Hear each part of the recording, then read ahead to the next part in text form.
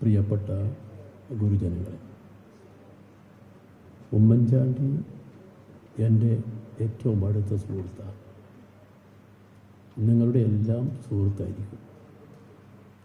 ഞാനും അദ്ദേഹവും രണ്ട് പാർട്ടിയിലാണ്. പക്ഷെ നമ്മുടെ രണ്ട് ഹൃദയങ്ങളും ഒരുമിച്ചാണ്. പാർട്ടി വേറെ, ഹൃദയബന്ധം വേറെ. അത് ഉമ്മൻചാണ്ടിക്ക് മാത്രമുള്ളൊരു പ്രത്യേകതയാണ്.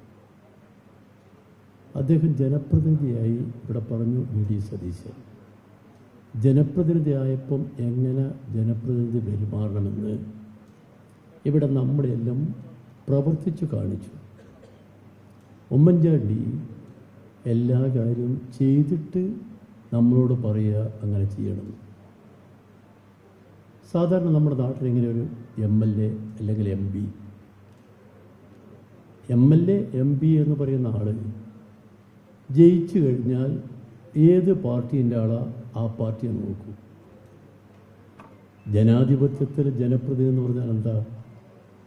എല്ലാ മനുഷ്യരുടെയും പ്രതിനിധി അദ്ദേഹം ഒരു പാർട്ടിയുടെ മാത്രം പ്രതിനിധിയല്ല.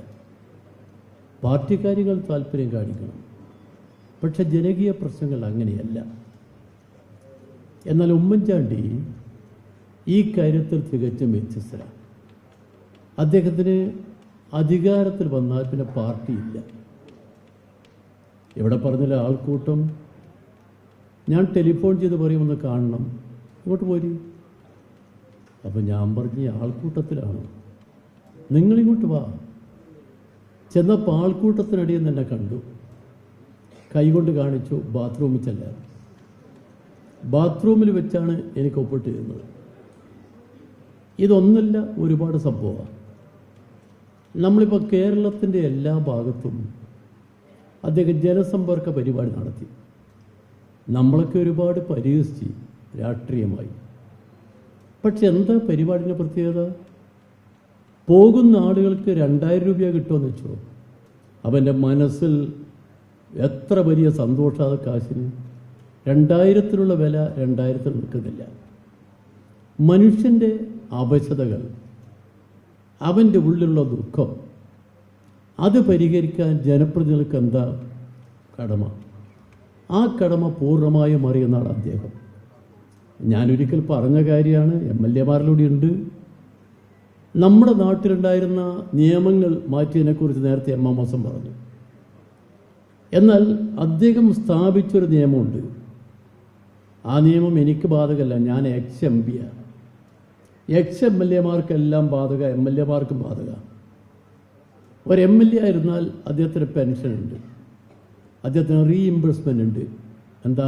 അസുഖം വന്നാൽ ആശുപത്രി എത്തി അതിൻ്റെ ബില്ല് കൊണ്ടുപോയി സബ്മിറ്റ് ചെയ്താൽ.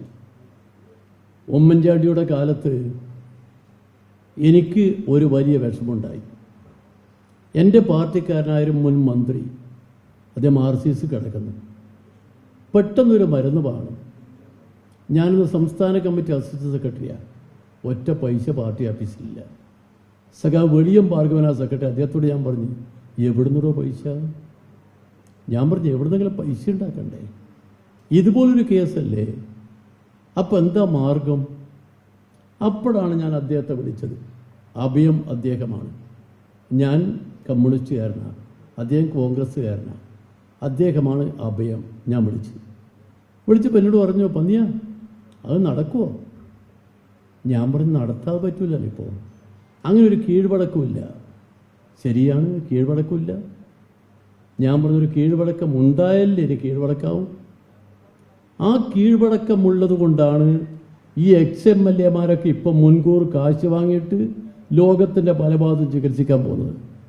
അതുണ്ടാക്കിയത് സാക്ഷാൽ ഉമ്മൻചാണ്ടിയാണ്. അത് ex-MLA-മാർക്ക് ഇപ്പോൾ ഓർമ്മയില്ല. ഇതുപോലെ എത്ര കേസുകൾ വേണം? നിരന്തരമായ ഒരുപാട് കാര്യങ്ങൾ. എനിക്കുള്ള അനുഭവങ്ങൾ തന്നെ ഒരുപാടുണ്ട്. മാത്രമല്ല, നമ്മൾ മന്ത്രിമാരൊക്കെ ആയാൽ എന്താ ഗമ? മന്ത്രിമാരൊക്കെ ആയാൽ അദ്ദേഹത്തിന് എൻ്റെ അടുത്ത് പോകാൻ ആർക്കെങ്കിലും പറ്റുമോ? എന്നാൽ കണ്ണൂരിൽ വെച്ച് ഉമ്മൻചാണ്ടി കല്ലേറും. ആ കല്ലേറുകൊണ്ട ദിവസം നിങ്ങൾക്ക് ഓർമ്മയുള്ളൊരു സായാഹ്നത്തിൽ ഞാനും ഇന്നത്തെ മുഖ്യമന്ത്രിയും പുന്നപ്പുറം ഒരാളെ പ്രസംഗിക്കുന്നു. ഞാൻ പ്രസംഗിച്ചു കഴിഞ്ഞ് മുഖ്യമന്ത്രി പ്രസംഗിക്കുക. അപ്പോഴാണ് ഒരു സ്പെഷ്യൽ മെസ്സഞ്ചർ പോലീസ് അവിടെ ഉമ്മൻചാണ്ടിക്ക് കല്ലേറ് കൊണ്ടിട്ടുണ്ട്. പോകുമ്പം വളരെ ശ്രദ്ധിക്കണം, വഴിയിൽ വല്ല പ്രശ്നമുണ്ടാവും. അദ്ദേഹം പ്രത്യേകം വിളിച്ചു പറഞ്ഞിരിക്കുന്നു, നിങ്ങളത് അറിയിക്കണം, വഴിയിൽ നിങ്ങൾക്ക് ഒരു പ്രശ്നം ഉണ്ടാകാൻ പാടില്ല, ആവശ്യമുള്ള എസ്കോർട്ട് കൊടുക്കണമെന്ന് അദ്ദേഹം വിളിച്ചു പറഞ്ഞിരിക്കുന്നു. കല്ലേറ് കൊണ്ട് പരിക്ക് വെച്ച് കിടക്കുന്ന മുഖ്യമന്ത്രി തൻ്റെ ഈ വേദന നോക്കുന്നതല്ലാതെ അപ്പം വിളിച്ചു പറയാൻ അദ്ദേഹത്തിന് അറിയാം.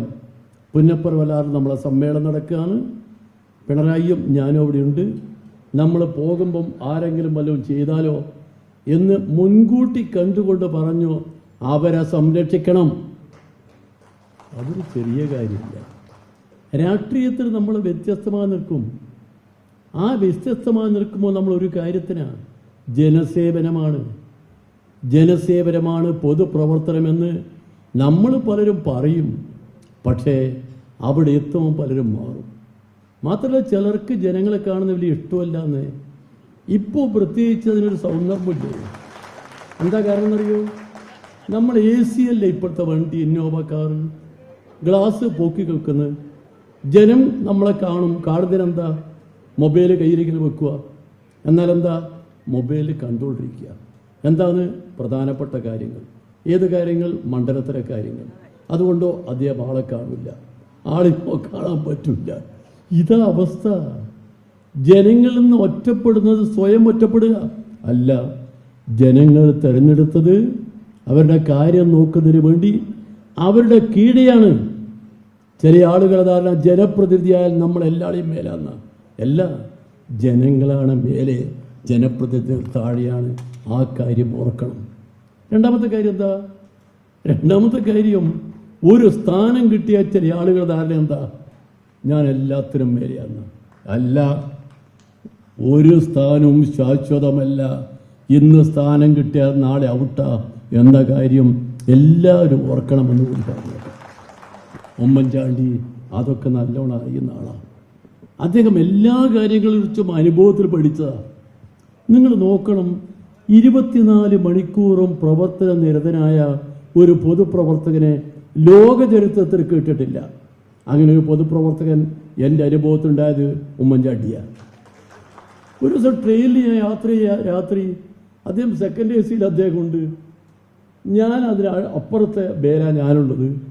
നമ്മൾ ഒരുപാട് നേരം പറഞ്ഞു. എന്നോട് പറഞ്ഞു, പന്നിയാ എനിക്ക് ഒരുപാട് ഫയൽ നോക്കാനുണ്ട്. ഫയലിൻ്റെ കയ്യിൽ ഒരു വലിയ കെട്ട് നോക്കിക്കൊണ്ടിരിക്കുക. ഞാൻ പറഞ്ഞു, ഫയൽ നോക്കിക്കോ, ഞാൻ അപ്പുറമുണ്ട്. വെളുപ്പിന് 3 മണിക്ക് വന്ന് നോക്കുമ്പോൾ ഫയൽ നോക്കിക്കൊണ്ടിരിക്കുക. ഉറങ്ങിയില്ല. ഉറക്കം എന്നത് അദ്ദേഹത്തിന് വിഷയമല്ല. പാവപ്പെട്ട മനുഷ്യന് ഉറക്കം കെടുത്തുന്ന ദൈന്യതയേറിയ സംഭവങ്ങൾ ഈ കടലാസിലുണ്ട്. ആ കടലാസിന് പരിഹാരമുണ്ടാക്കാൻ വേണ്ടി തൻ്റെ കടമ എന്താണ് അത് നിർവഹിക്കാൻ വേണ്ടി വന്ന എല്ലാ സമയവും, ഒരു സമയം പോലും സ്വന്തം ആവശ്യത്തിന് ചെലവഴിക്കാതെ ജനങ്ങൾക്ക് വേണ്ടി മാറ്റിവെച്ച അപൂർവ വ്യക്തിത്വമാണ് ഉമ്മൻചാണ്ടി എന്ന് ഒരു തരത്തിലും മറ്റൊരു ഇതല്ലാതെ ഞാൻ പറയാം. അദ്ദേഹം നമ്മുടെ നാടിന് ഒരു വലിയ സമ്പത്താണ്. ആ ഓർമ്മ നമ്മുടെ എല്ലാം മനസ്സിലുണ്ടാവണം എന്നേ ഞാൻ പറയുന്നുള്ളൂ. എൻ്റെ ഏറ്റവും അടുത്ത സുഹൃത്തിന്, എൻ്റെ ഏറ്റവും വലിയ സ്നേഹിതന്, ഞാൻ ഏറ്റവും ബഹുമാനിക്കുന്ന രാഷ്ട്രീയ നേതാവിൻ്റെ ഓർമ്മകൾക്ക് മുമ്പിൽ ഞാൻ ആദരാഞ്ജലി അർപ്പിക്കട്ടെ. ഞാൻ നിർത്തുന്നു.